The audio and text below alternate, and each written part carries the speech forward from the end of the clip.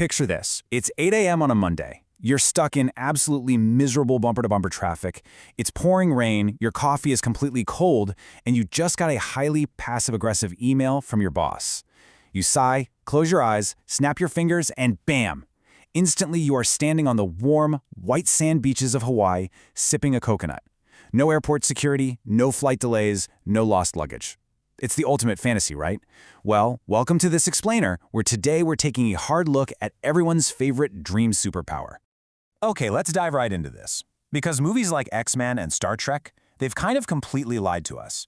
They've convinced us that teleportation is clean, cool, and super convenient. But if the laws of actual real-world physics apply to your shiny new superpower, your very first jump wouldn't land you in a tropical paradise. The horrifying reality is that it would violently disintegrate you, level 3 city blocks in a fiery plasma explosion, or leave a clone of you behind while the real you dies a silent death. Today we're breaking down exactly why teleportation isn't a dream at all, but an absolute unstoppable scientific nightmare. Let's kick things off with Chapter 1, the momentum trap. To really wrap our heads around this, we've got to talk about the inescapable law of conservation of momentum. Right now, as you're sitting there comfortably watching this explainer, you probably feel completely still. But you are absolutely not still, because the Earth is rotating on its axis. The ground beneath your feet is spinning. If you happen to be standing right on the equator, let's say in Quito, Ecuador, the ground and your body along with it is physically traveling east at roughly 1,037 miles per hour.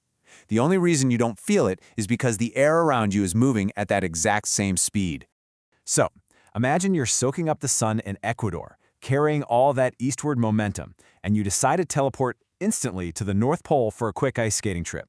Well, at the North Pole, the ground is basically just spinning in place. Its rotational speed is virtually zero.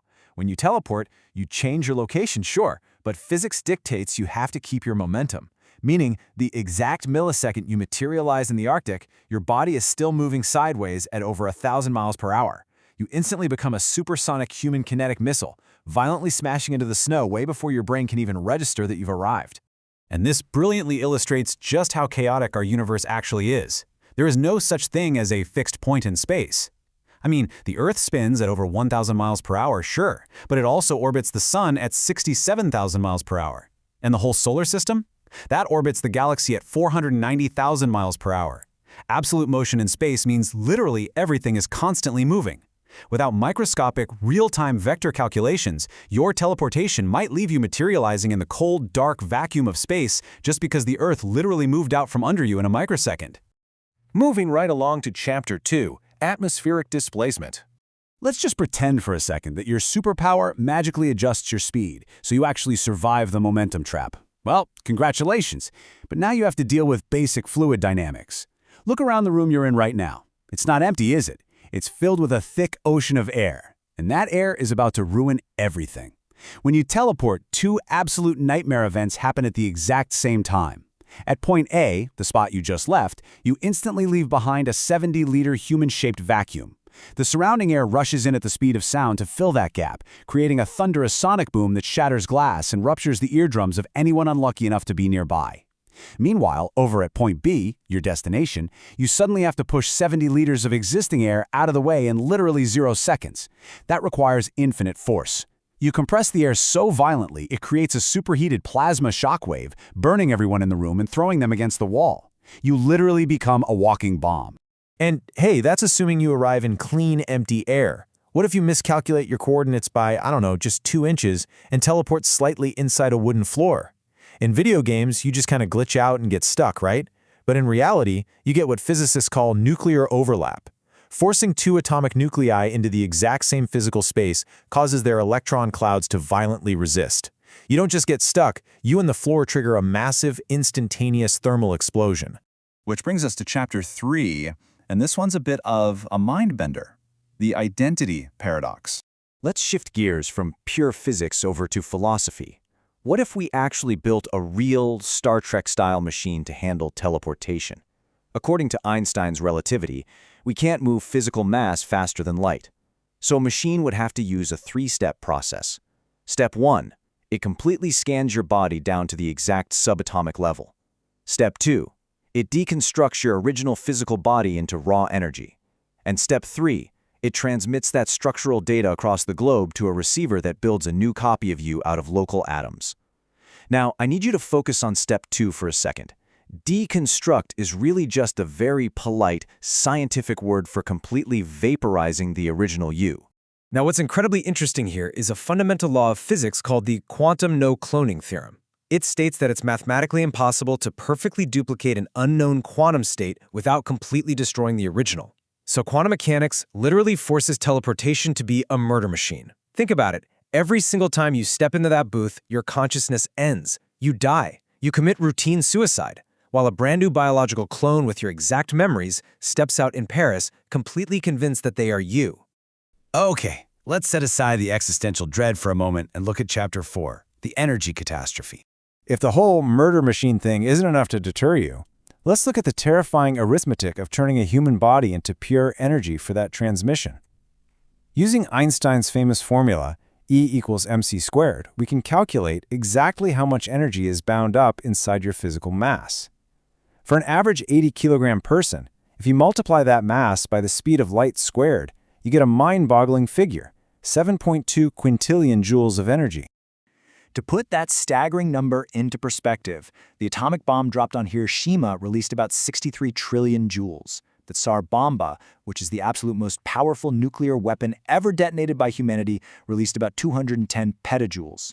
The matter energy stored inside your single human body right now is roughly 30 times more powerful than the largest nuclear weapon in human history. Put simply, your body contains the equivalent of 1,700 megatons of TNT.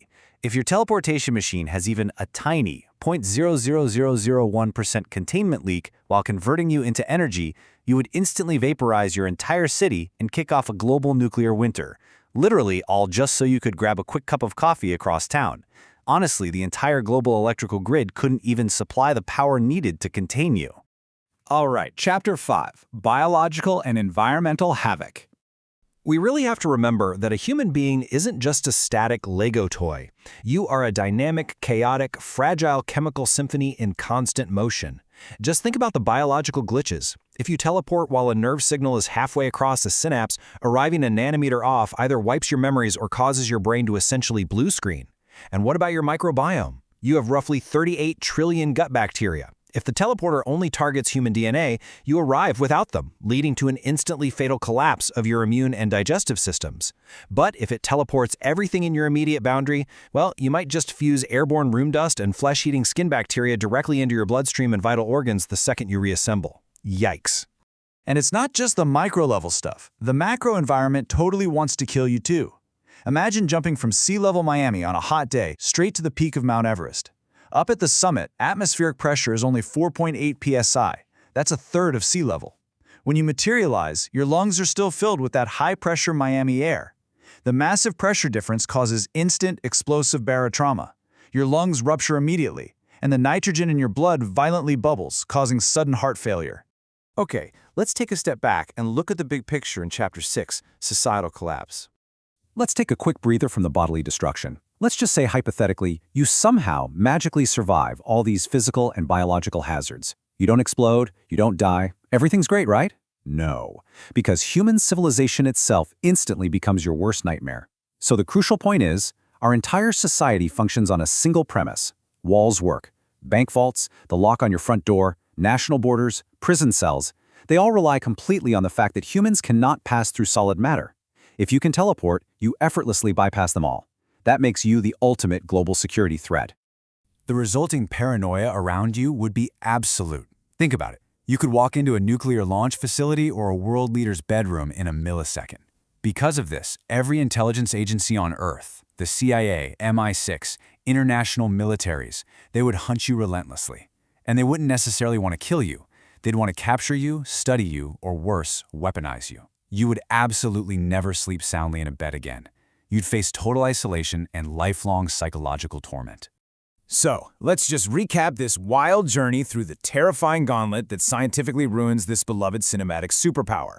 Running down our checklist of doom, conservation of momentum turns you into a supersonic missile. Air displacement turns you into a walking bomb. Quantum mechanics turns travel into routine suicide. Your bound energy threatens cities with 1,700 megatons of force. Environmental pressure changes literally explode your lungs. And finally, human society turns you into a perpetually hunted fugitive.